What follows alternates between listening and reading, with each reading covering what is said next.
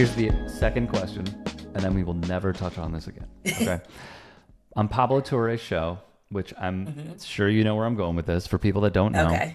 he put out a tweet and then also obviously accompanying it with a segment. I believe it was with Wyatt Cenac and is it from the Bulwark. I think his name is Tim Miller, I want to say. Yes. Oh, Okay. wait, is that right? But I know who he is from the Yeah, yeah, Bulwark. yeah. Yes, The dude definitely. from the Bulwark. So Yeah. here was their tweet. Okay.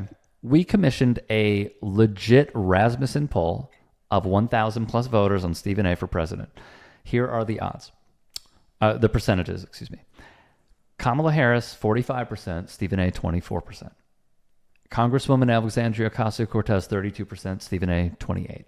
Gavin Newsom, 31%, Stephen A, 28%. J.D. Vance, 38%, Stephen A. Smith, 34%. They then put at the end, our pollster concludes, quote, based on what I saw in these numbers, he should run.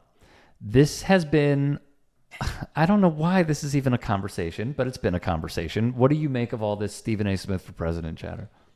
So it's funny because I hate that it's a conversation because it has become such a conversation. Even I am forced to talk about it, not just on this platform, but I'll be talking about it on my YouTube show for sure. Is I guess I just refuse to believe it. I just really do. I mean, I think we have seen polling is not always right. We have Mm-hmm. seen this, but I just do not believe because I did see some snippets from his interview on This Week on ABC when he says that like several billionaires and politicians have come to him and said, you should run. I'm skeptical. I'm not calling Stephen a liar. I am skeptical, and I would love to know who are these people that are saying, Stephen A. Smith, you should run for president. Well, one, we have to, this is sort of one of the byproducts of the person that we have in office now, is that understandably, it has given people a lot of confidence that they can also run for president.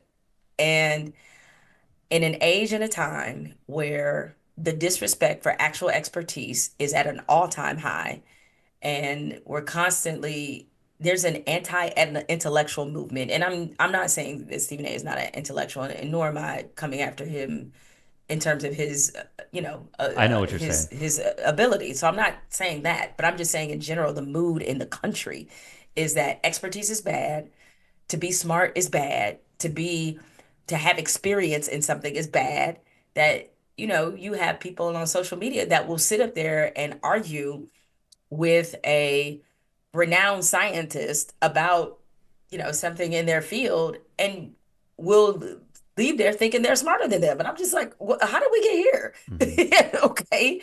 And so unfortunately, it's all tied in kind of together is that, and I guess some of it comes from the fact that people have a deep distrust of government, something they have earned.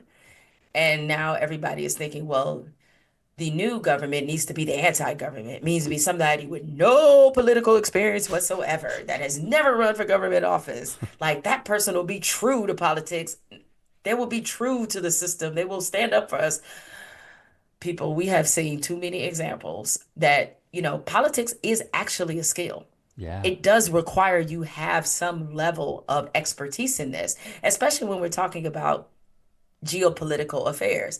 I try to throw a shot. But you mean it, this is the same dude who, in his field of expertise, referred to Cade Cunningham as Wade Cunningham. But that's who you want to put in charge of massive geopolitical matters. I'm just saying, is Mm-hmm. that, I'm sure it's very flattering. And, given, to be honest, the money that's in politics, I mean, he probably could, like, let's be real, he probably could make more money Yep.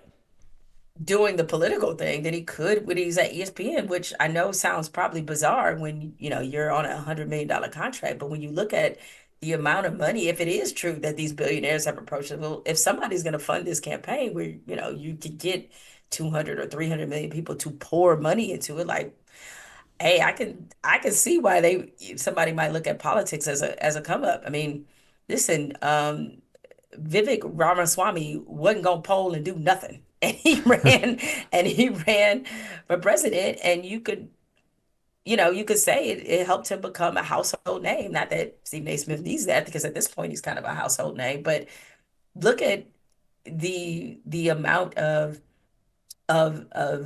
attention and how that carries on and how you're able to monetize that just by running for president.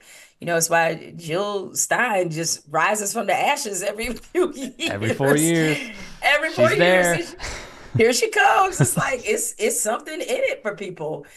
But I just think this idea that this is an idea that we should treat with a level of seriousness. Just again, I think a lot of that, when you look at the coverage that this has generated, and again, I feel terrible because I'm probably part of the problem, and feel free people to call me a hypocrite, but that this wound up being kind of legitimized by This Week on ABC is again kind of how we got to where we're in right now. No question.